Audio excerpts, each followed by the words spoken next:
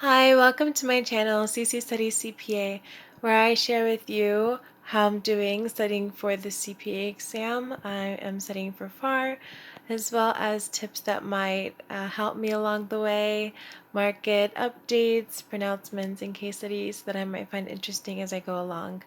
So, as of today, I have finished Chapter 2, Revenue Recognition using Rogers CPA.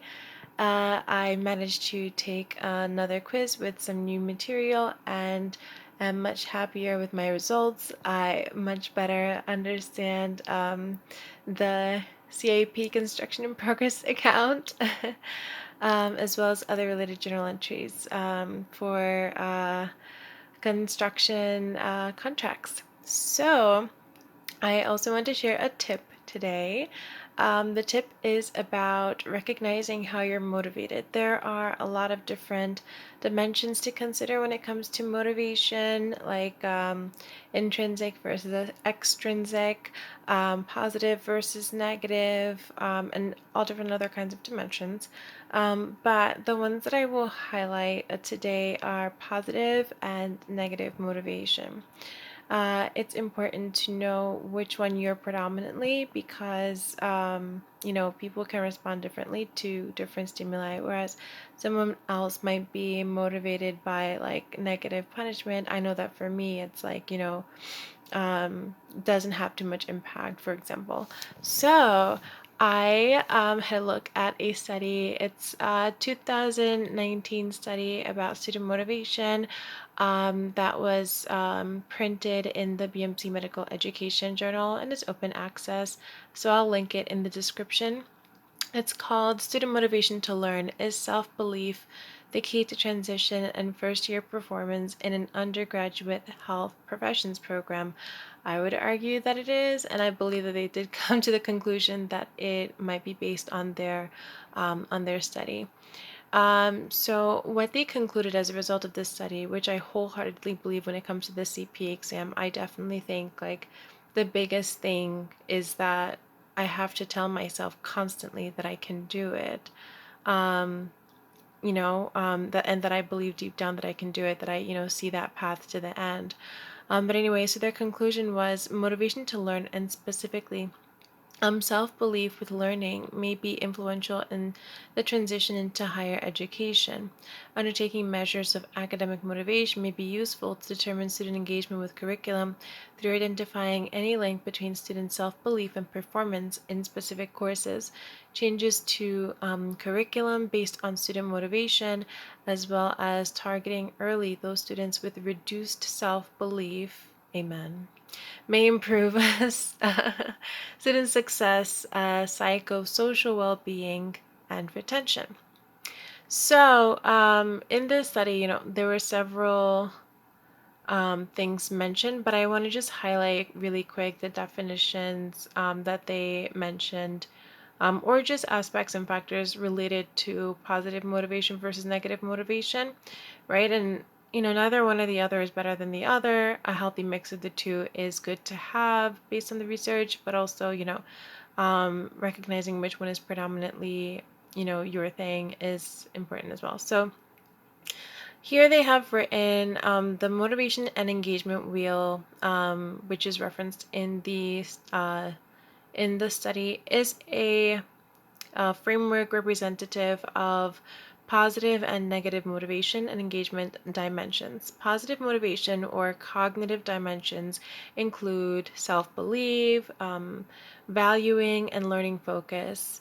Paharis noted that a person's efficacy beliefs are linked to their effort, perseverance, and resilience when completing tasks.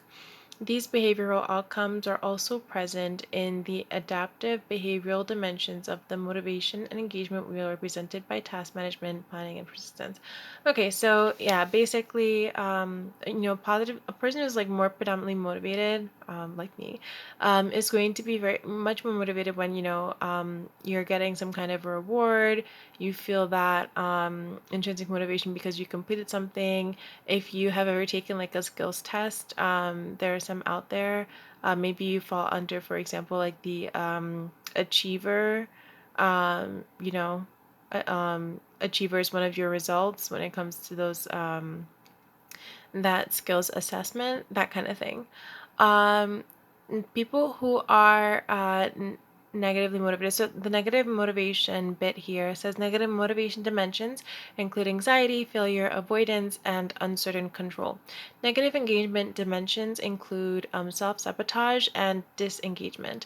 Um, so yeah, so, the way that I interpret that is sort of like, if you're negatively motivated, you're trying to avoid, feeling, not feeling good, and you're trying to avoid failing, you're trying to avoid the feeling of feeling like you're not in control.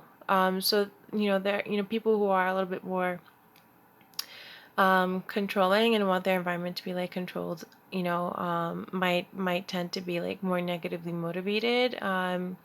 And when you, I feel like, fall into a place where like the negative motivation is not actually productive for you, you might be sabotaging yourself or disengaging, and especially like if you try to negatively motivate a person that is more positively motivated, for example, you see this kinds of things as well, where like the person might self-sabotage and like also disengage. But it depending, so I'll give an example of like, because I think it's important to also have just a healthy balance between the two. Negative motivation doesn't always have to be like feeling terrible, right? It can be a variety of things. So in my life, for example, if I have a goal, one thing I might do is like, oh, like my negative motivation to balance out a little bit with a positive motivation just to have it in is to maybe not have like a sweet treat that I would otherwise if I don't reach a certain goal, right? And so it's almost like the negative motivation is like a positive thing because even if I'm not having whatever the sweet treat it is, it means that I'm also eating healthier. So it's like there's a certain benefit out of that too. So everyone has their own thing, but it's important to recognize yours. And yeah, that's it for me today. So I will again link this article in the description. But yeah, good morning, good afternoon, good night, wherever you are. And don't forget to like, comment, subscribe. And yeah, talk to you tomorrow. Bye.